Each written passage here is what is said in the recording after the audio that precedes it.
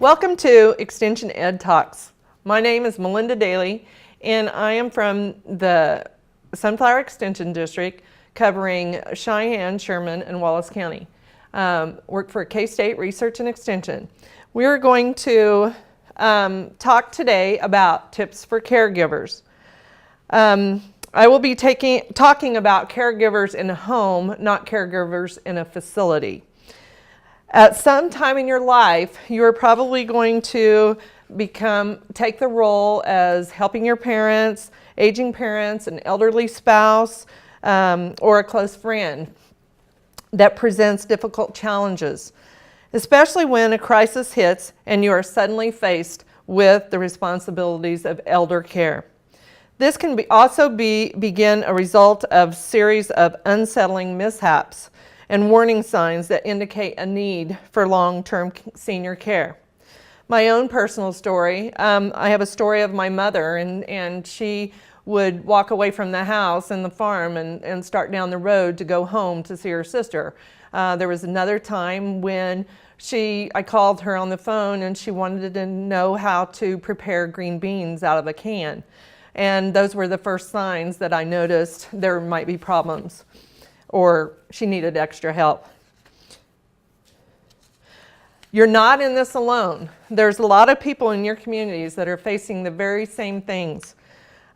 Keep in mind, because if you are starting to be a caregiver for your parents, you have friends that are probably doing the same thing. So it is always good to be able to talk to others for comfort and for advice. It's always good to be able to just talk to them and maybe even just to make you feel a little better. You might be the only person to step up, like in your family, to take that role. So, and it's a hard thing, and sometimes you don't even know where to go from there. Let's get started on this journey. First, you want to take a deep breath, because this might be the most important advice you receive throughout the whole time that you're caring for your loved one. Through the rest of their life, remember to pause and take time to collect your thoughts, clear your mind, and relax. At times, this might be difficult, but it will help to prevent you from sinking under the weight of caregiving challenges. And there are lots of challenges. Advice to caregivers. One thing that I have found out through my process with my parents is make sure you know the birth date of both of your parents. Make sure you have their Social Security number. You will need this information to access many services for the rest of their life span. So have them where you can find them. Advice to caregivers. Get information about medical providers. Gather information about your loved ones, physicians, and health insurance. Names, phone numbers, and addresses of the senior's doctors, dentist, and pharmacy. Copies of health insurance policies and the front and back of all insurance cards. If your loved one is 65 or older, you will need a copy of the Medicare card. Find out more about your loved one's health insurance. You know, what kind of coverage do they have? Are they eligible for Medicare or Medicaid? And if so, have they enrolled in it properly? Do they have long-term care insurance policy in place, and where is it? And what exactly does it cover? In my case, my father told me he had long-term care insurance. Could not find the policy, but he assured me it was for a lifetime. Not so. In 4 years, the insurance was maxed out. So on the next step, make sure you know where the policy is, whether it's in their home or somewhere else. Do they have any coverage through private pension plans or retirement packages? Make a list of medications, all medications, prescription drugs, over-the-counter drugs, such as aspirin, antacids, herbal remedies, nutritional supplements, even daily vitamins. those dosage amounts and instructions for taking them. Take the list with you to all appointments to help avoid dangerous prescription drug interactions. As you can see on the left of the slide, I put a medication list, and this just makes it much easier for you to keep track of what they are taking, and it also helps the doctors. Dates and results of medical tests. You need to make sure you have all their exams, x-rays, CT scans, MRIs that they might have had, and you also want to make sure that you know if they've had any operations. I know there for a while I didn't live close to home, and so I was worried that I missed out on some of those things and not being able to share those with caregivers and care facilities. So make sure you know what kind of operation they had, also when they had it. You need to know the dates because they will ask you every time. Those are questions the medical field and care centers will want to know. Complete a health history, including major illnesses and medical conditions for your loved one's parents, brothers, and sisters. Learn more about medical condition by researching information about it. For example, if they have Alzheimer's or if they have dementia or Parkinson's, then go and try to find out more information about it. You can go online. There's all different ways. Sometimes your communities will have classes going on that will help caregivers in some of these diseases. We used to hold a full circle and aging conference in the Northwest, and we always had specialists come in and talk to us about different ways to care for our loved ones and some of the diseases that we're fighting and how to help them through those things. Communication. Communication is very important. You need to call your family meeting together with as many people in your family as you can at the beginning. Early input from all is important to facilitate communication and decision making down the line. Allow all of them to express themselves and their feelings about what should be done. If possible, designate each person a part of the tasks that need to be done. Don't forget to communicate. Communication is very important in the whole process. In our next segment, we will talk about proper legal documents and forms you should have in place. Hi. We're looking for insurance. Oh, let's see who's free. When insurance agents work for only one company, their options are simply limited. But a Trusted Choice independent agent is free to shop many companies for a better deal. Free to do what's right for you. Let us shop for you. Contact Rogers & Associate to learn more. What a girl wants in her home kitchen. Ease of use, flexibility, fun, the latest kitchen design, Frigidaire Professional Real Stainless Steel for fewer finger smudges, a French door refrigerator, convection cooking, a quiet dishwasher. Have the staff at Genuine Appliance in Hayes demonstrate new Frigidaire Professional appliances to find what you want. Genuine Appliance at 1224 East 27th in Hayes. Everything a girl wants. Storage Solutions is invested in complete customer satisfaction. You can choose a drive-up unit or a climate-controlled unit. Plus, you can choose from storage units of all sizes to fit your inventory. And that's not all. They'll sign for your packages and deliver and unload them into your unit. Storage Solutions has been named in the top 100 U-Haul dealers 6 times. Rent a pickup, cargo van, or moving truck to keep your goods on the go. Remember, making moving and storing easy is Storage Solutions in Hayes and Victoria. Welcome back to Extension Ed Talks. I'm Melinda Daily, and I'm from the Sunflower District. For this segment, I will be focusing on proper legal documents and tools that will help you through this process. Here are some questions that you need to find out. Has someone been appointed to take care of the business and make the medical decisions for that family member or someone else you're caring for? Decisions for your loved one in case of a temporary or permanent disability. Has your loved one made it clear what their wishes are for the end of life decisions? At this point, if you are not sure what you're doing and what you should do for those decisions, it might be best to consult an attorney that knows stuff about elder law. That is a very good source because they know they've been working with it for a long time. Legal documents. These are some of the documents on the screen that you will need in the process of taking care of your parents or loved ones. The last will and testament, you will need that. You also need the living will. You'll need durable power of attorney for health care and for power of attorney for finances. Those are two different things. In our situation, my sister was on with me for the power of attorney for health because she was with them before they came into the home by me. So there are times when you'll have one person on one and maybe a few on the other.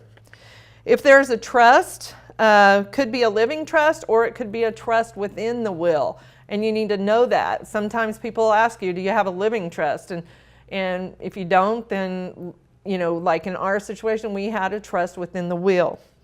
You might even have to get guardianship conservatorship, and if you don't know what that is, it's just another process that you have to go through sometimes.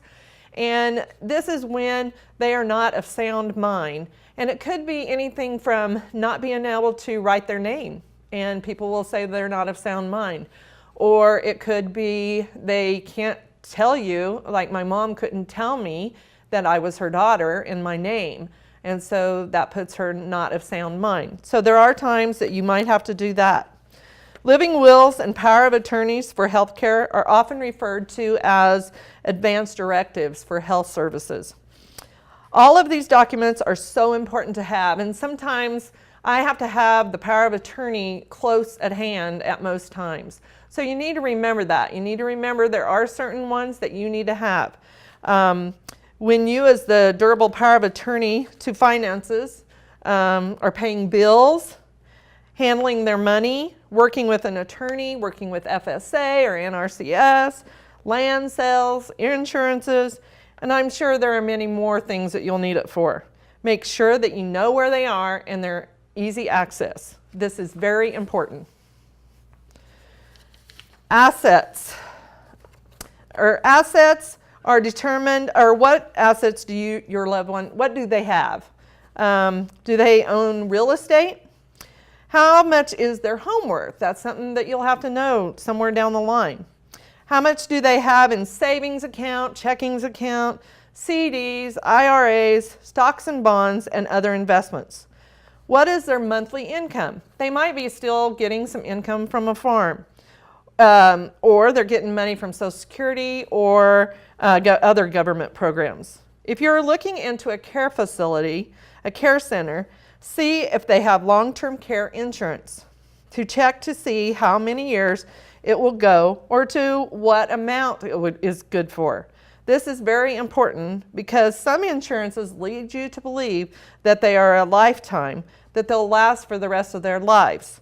But it might be the number of years of life expectancy. Be sure you check the policy and know what it says very carefully. Make sure you know what all the bills are that you're going to have to deal with. And sometimes they go through ACH, through the bank, and they're automatically taken out automatically. So make sure you know that. I know this is all overwhelming, but after going through a lot of these personally, it is very important information that everyone dealing with these situations needs to know. That's why it is important to take a breath every once in a while and relax. It's not always easy. Community resources. Community resources are so important. Take a look in your community and find out what kind of resources are available. Sometimes in small communities, there's not a lot of resources available. So in some communities, senior centers serves lunches to help with a balanced meal. When we are cooking for ourselves or just for two, sometimes it gets hard to cook healthy foods. This is very important for them. Keeping them healthy is very important and for many aspects. Adult day services are helpful for caregivers. If they need to do errands or take care of other business and not worry about leaving their loved ones alone, this is helpful. Home health is a great service that will come into their home and help with many different things. So it is something you should look at. Meal delivery in my community is called Meals on Wheels. This is a service usually provided by a facility that already prepares meals. And then they have volunteers that come in and they will deliver those meals individually to each home. And that helps them with a good diet, and if they can't cook, it's very awesome. Transport options are really nice to have. I know of some communities that offer transport, and there's a lot of people, they might not even be elderly yet, that they can't drive anymore. So those services are very helpful. Looking into care facilities, start gathering information about the options you have in their community. If you are the caregiver and you do not live in that area, in that community, you also need to look at facilities in your own area. This will make it easier to take care of all their business and all the things that you have to help them with if they're close to you. It also helps them a lot with the transition from their home to the facility. If you are able to visit them a lot. Through my experience, I have seen many residents that do not have people come in and see them very often, their family or whoever. And for me, that was one of the most important things, to try to show them love and compassion until their final days. Was my goal. After all, in my case, my parents were there for me whenever I needed them, and so now I am returning that favor to them. Options could be assisted living facilities, which are sometimes in the same facility as the long-term care facilities. Or there are private pay facilities, assistant facilities that are available also. This option is good for kind of a first step instead of going straight into a long-term care facility. And then there is a long-term care facilities is another option. In the next segment, we will be talking about, I want to really hit on tips for the caregivers and how you take care of yourself. Your home's exterior is the best defense against harsh weather conditions. With insulated vinyl siding, energy-efficient windows, spray foam insulation, and metal roofing from AquaShield Roofing and Construction, you can protect your home from howling winds and ice-cold temperatures. Don't let Mother Nature interfere with the comfort of your home. Call or visit us online today for a free estimate. AquaShield Roofing and Construction. Our team is dedicated to your complete satisfaction. Seems like the world is always changing. And like the weather in Kansas, change is inevitable.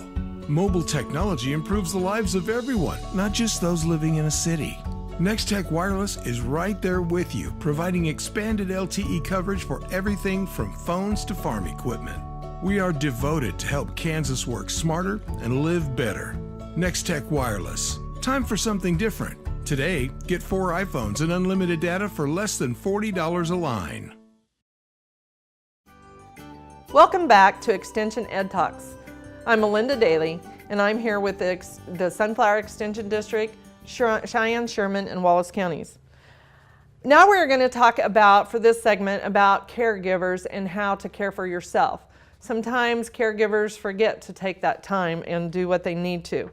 Caring for your loved one, it's very stressful, but caring for your loved one strains even the most resilient people. If you're a caregiver, take steps to preserve your own health and well-being, because it does take a toll on your body. About 1 in 3 adults in the United States provides care to other adults as informal caregivers.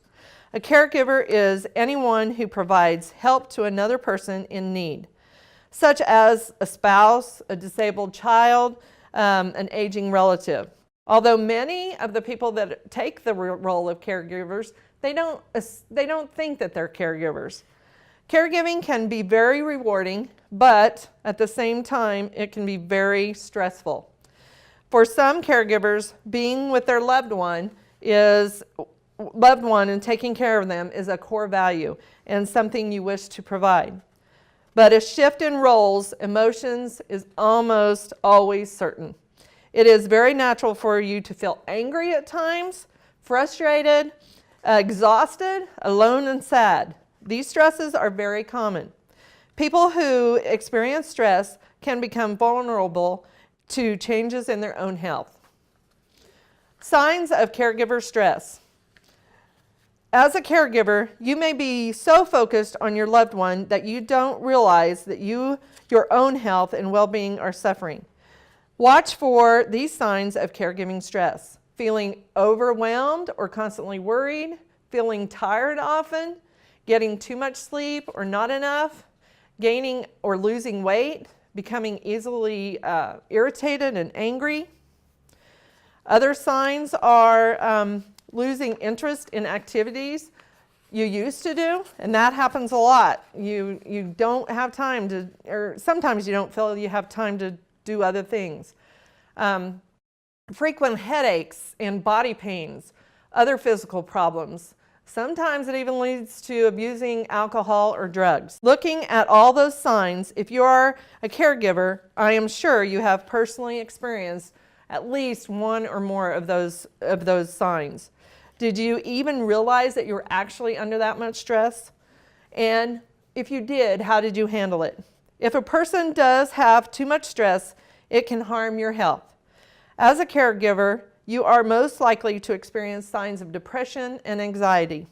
In addition, you may not be getting enough sleep or physical activity or even eating well. All of this could increase your risk of medical conditions. More stress, accept help. Accept help. Be prepared to share with others different ways that they could help you, or give them a list and ask them which ones they would like to do. Focus on what you are able to provide. Sometimes you might feel guilty, but understand that no one is a perfect caregiver. Always believe that you are doing the best that you can in making the best decisions at a given time. Set realistic goals. Prepare a task list and break them into small tasks that you can do one at a time. Prioritizing is a big help. Work on the most important things first and then follow up with the less important things. Try to say no to requests that are draining on you. Get connected. Find out what caregiving resources you have in your community. Like I had mentioned before, sometimes there are classes that are available that can be extremely helpful in caregiving for your loved one. And remember to check out your caregiving services that can help you through this process. Look for support. Support groups are great, and a support group can provide validation and encouragement, as well as some problem-solving strategies for difficult situations. These groups can be helpful to understand what you're going through and can also place you where you can form relationships with other people and they can understand what you're thinking. Seek social support. Make an effort to stay connected with family and friends during this tough time. Sometimes they can offer non-judgmental emotional support. Set some time during the week, every week, to either visit with that person or even just take a walk in the park. Set personal health goals. You need to set goals to establish good sleep routine, find time to get physical activity, and that you need to eat healthy and drink plenty of water throughout the day. The last thing on this one is you need to see a doctor. And you need to tell your doctor that you are now a caregiver for a parent or someone you love. And they can keep an eye on you to see if you are having any health issues. Respite care. There is respite care, and it's in-home respite. It may be hard to leave your parent somewhere with someone else, but sometimes it's the best for you and it's the best for them. In-home respite, this is where a health provider, health care aides come in to your home, and they have companionship, or they can help with nursing aides, or both. Adult care centers and programs are available in some communities. Some of these centers provide care for both older adults and young children. This gives them both time to spend with each other. Older adults love to see little kids, and usually if they're small enough, they are not scared of the older people, and so they do really well. And I see little kids come in, and it just perks the elderly up. They're excited to see them. Short-term stay, nursing homes and some assisted livings will let you drop them off for a few hours during the day, or sometimes even for a few days. But you just need to check with each facility to see if they offer those things. Caregiver working outside the home. They have said that 60% of caregivers work outside the home. This can be very stressful and overwhelming. That is why it is important to take care of yourself. That's the first thing you need to do in this process. Taking care of yourself is the most important step of a caregiver. When caregivers take the time to care for themselves, good things usually happen. They stay healthier, feel better about themselves, and have more energy and enthusiasm, and can keep doing their caregiving. Thank you for joining me today on talking about tips for caregivers. It's something that is very important in my heart because I've been doing it for several years, and I know everyone out there, someday you will eventually either have to be a caregiver, or within your family you'll have to help the person that is doing it. If you have any questions about this topic, remember to check into your resources in your community and see what they have available. We also have many topics on the KSRE website under Family, Adult Development and Aging page. Contact your local K-State Research and Extension office to get more information about these topics. I want to thank you for listening and enjoy your day.